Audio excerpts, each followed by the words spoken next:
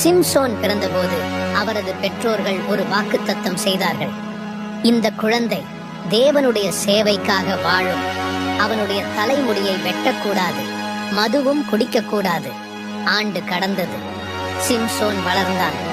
ஆனால் சாதாரணமாக அல்ல, அவன் மிக வலிமையானவன். ஒரு நாள் சிம்சோன் காட்டில் நடந்து சென்ற போது ஒரு சிங்கம் அவனை தாக்க வந்தது. ஆனால் சிம்சோன் பயப்படவில்லை. அவன் தேவனின் ஆற்றலால் அந்த சிங்கத்தை கரங்களால் இழுத்து விட்டான்.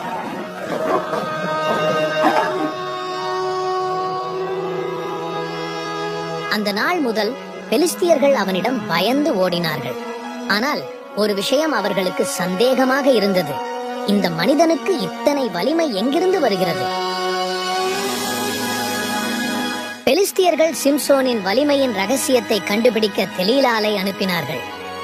தெலீலாள் தனது இனிய வார்த்தைகளால் சிம்சோனின் மனதை வெற்றி கொண்டாள். சிம்சோனே, நீ என்னை நேசிக்கிறாய் என்றால் உன் வலிமையின் ரகசியத்தை சொல் என்றாள். முதலில் சிம்சோன் பொய் சொன்னான்.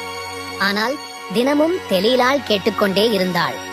ஒரு நாள் அவன் சரணடைந்தான். என் தலைமுடி வெட்டப்பட்டால் எனக்கு வலிமை இருக்காது என்றான்.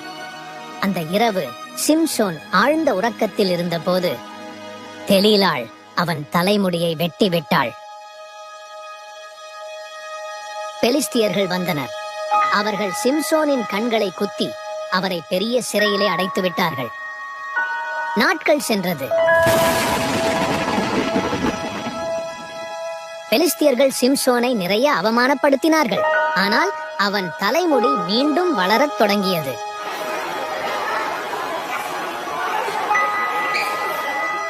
ஒரு நாள் பெலிஸ்தியர்கள் ஒரு பெரிய கொண்டாட்டம் வைத்தார்கள். அவர்கள் அனைவரும் சிம்சோனை கண்டித்து கிண்டல் செய்தனர். சிம்சோன் தேவனிடம் கடைசி முறையாக ஜெபித்தான். திடீரென சிம்சோன் அவனை கட்டி வைத்த 2 பெரிய தூண்களை பிடித்தான். அவன் தூண்களை தள்ள ஆரம்பித்தான். பெலிஸ்தியர்கள் கோயில் இடிந்து விழுந்தது. பெலிஸ்தியர்கள் அனைவரும் அழிந்தார்கள். சிம்சோன் தனது இறுதி வேளையில் இஸ்ரவேல் மக்களுக்கு வெற்றி பெற்றுக் கொடுத்தான்.